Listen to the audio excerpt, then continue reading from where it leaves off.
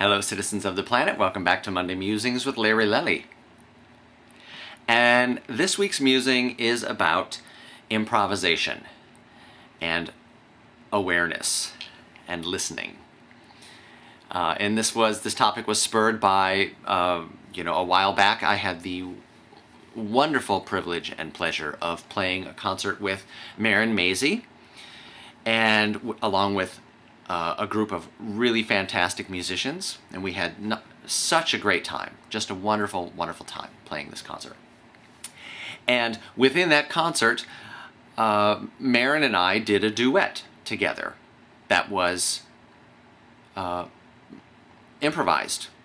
We never did it the same way twice. We did this concert several times, and we never played the song the same way twice. It was just something that we created in the moment. And this reminded me, I had a lot of people come up to me after the concert and say, "How did you do that? How did you know what to play? You didn't have any music. You guys were just winging it." And it made me remember back in the day when I was teaching a lot, and I would have students that would ask me, "How do you know how to improvise? How do you learn how to improvise?" And so I just started thinking about it a lot more this week because of that concert and because of those questions that audience members asked me. And it came down to listening and awareness. In order to improvise, one has to learn their craft. No matter what kind of art it is, or where you might be improvising. Even if you're a chef, and you might need to improvise because you don't have a certain ingredient that you were expecting to have, and so you're going to, or maybe you just want to create a recipe on the fly from scratch. Just make something up. That's improvising too. There are all sorts of ways to improvise in the world. And this, in the music sense that I want to speak to right now, is that you have to have a certain amount of technique and skill within whatever it is that you are wanting to improvise in. So this would be music.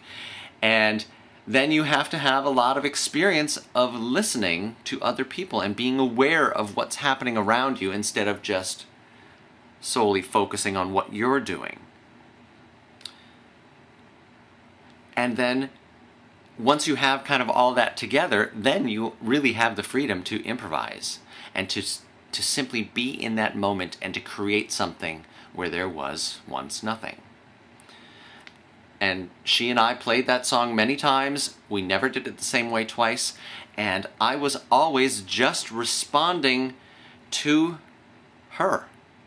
I basically forgot about what I was doing and just let myself be in the moment.